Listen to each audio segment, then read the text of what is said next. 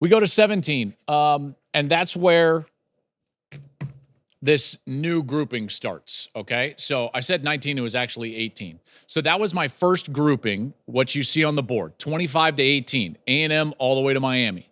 Now I start another group, and this is a group that I put all together, and I thought to myself, okay, they are separate from this group that's ranked 25 to 18. Now, how do they fall? And this is going to take us all the way to the top 10. So this is going to be 11 to 17 right here in this grouping. Let's start at 17. I've got Oklahoma.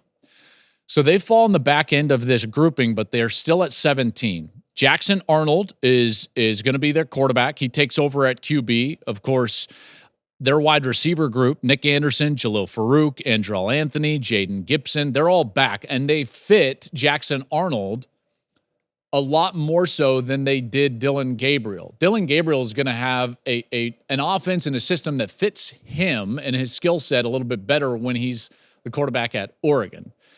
Jackson Arnold, with his strong arm, I think it fits these guys, which are a bit more of the downfield threat. Jeff Lebby took the head coaching job at Mississippi State.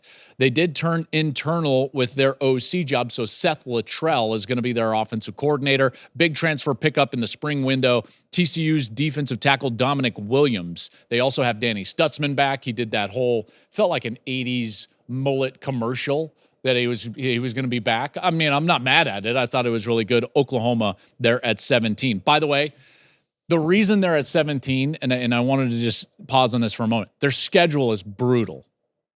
I would have had them higher because of all the things that I mentioned, but their schedule is brutal. 4 of my top 10 teams that you'll see coming up, they play them. 6 of my top 16 teams, they play them. And they do that all in the last 9 games. Tennessee, Texas, Ole Miss, there. At Missouri, Bama, LSU. Brutal. It's a brutal schedule. It's one of, if not the toughest schedule in the country. Them, Michigan, those 2 schedules are really difficult. Not to mention they've got games at Auburn, which I think is going to be an improved team. That's a team that I also considered in the top 25. Home against South Carolina, again, a team that I considered in the top 25. And that's a game that Shane Beamer is going to be all jacked up about, being back at OU, which is where he came from. So OU's got a tough schedule. At 16, one of those teams that I just mentioned, it's Tennessee. Nico time in Knoxville. Here we go. Ia Ma Leava. I'm going to try to get that as best as I can. I'm not good at his name yet. I will get there. It's the spring edition of the top 25. Don't you dare send your hate mail, Tennessee. I will get his name as best I can. And I'll wait till he gets on the field, and then I'll nail it. Yeah, my lava. I believe that's it. Say it quickly. I think that's it. Nico time in Knoxville. Squirrel White on the outside in that Heupel system. I think he's perfect for that.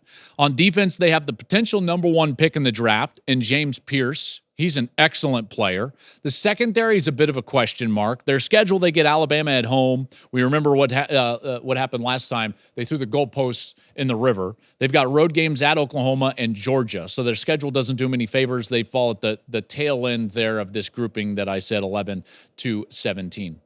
At 15, I've got USC. I'm a little bit more bullish on USC than most. I do believe that D'Anton Lynn is going to work on defense. And remember, as I just said with Iowa, they just need to be okay on defense with Lincoln Riley. And I don't really care who the quarterback is. It hasn't mattered who the quarterback is in Lincoln Riley's system or Mike Leach's system or Garrett Riley's. It has not mattered. So this is Miller Moss. I think he's going to be the quarterback. I saw him live in that Holiday Bowl, and he's a guy that program believes in. Miller Moss is expected to be that quarterback. I think that I trust Lincoln Riley enough to make the proper decision at quarterback. Hasn't he earned that? I believe that he has. Baker Mayfield, Kyler Murray, Jalen Hurts, Caleb Williams, even the first great year with Spencer Rattler. He's never had a quarterback that hasn't been really good. I think the same can be said for Miller Moss. They still have Zachariah Branch. Deuce Robinson. They need an improvement on the offensive line. There's no question about that. The schedule is not very easy, but they do avoid Ohio State and they do avoid Oregon. I think both of those teams could be considered the best teams in the Big Ten. They are a bit front-loaded. They've got LSU in Vegas, which is going to be a monster. Michigan Game 3, home games against Penn State, at Washington. They finish with a home game against Notre Dame. LSU is at 14. This is a bit of Brian Kelly trust. They have to replace a lot of skill, a ton of talent in Jaden Daniels, Malik Neighbors, Brian Thomas. Garrett Nussmeier is going to be at QB. They lost their OC, Mike Denbrock, to Notre Dame, so we'll see how that goes. And again, Brian Kelly has been good everywhere he's been, and this is a bit of trust in Brian Kelly at LSU at 14. At 13, also some trust, although they didn't inspire much last year, but Clemson. I'm going to go with Clemson at 13. Cade Klubnik in year 2 with Garrett Riley should take a step forward. The skill positions and the O-line were a total disappointment. Tigers did win their last 5 games to finish with 9 wins, and so they're coming off a bit of momentum out of last year. The defense is going to be good at Clemson, and that should carry them.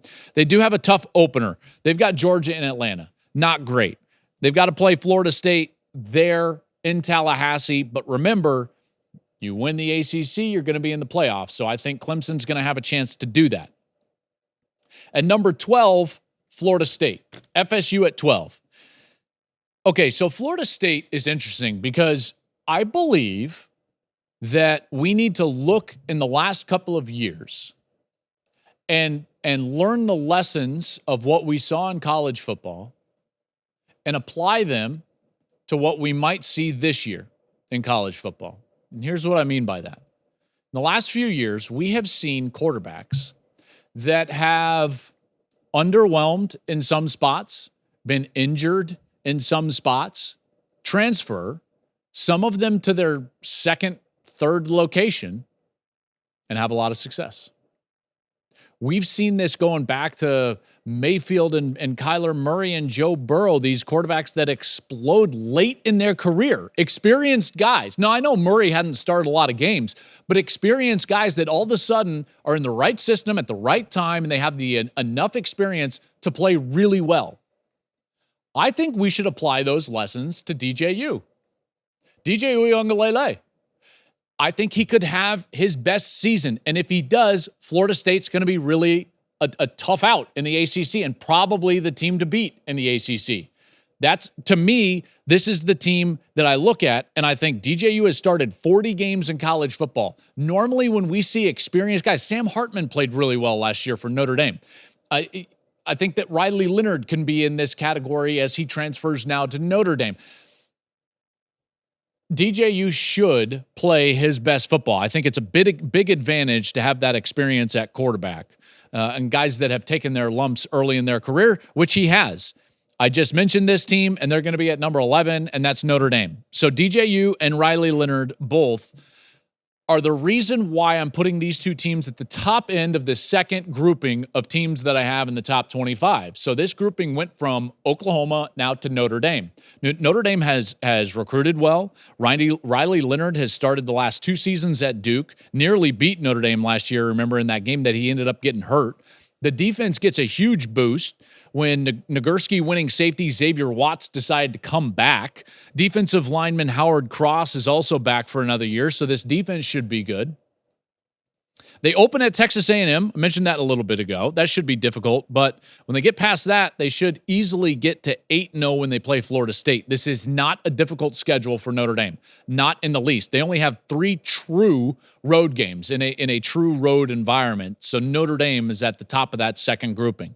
Thank you for watching the Joel Klatt Show YouTube channel. And if you liked this clip, make sure to like it and subscribe to the channel, and you can stay up to date on all of my college football coverage.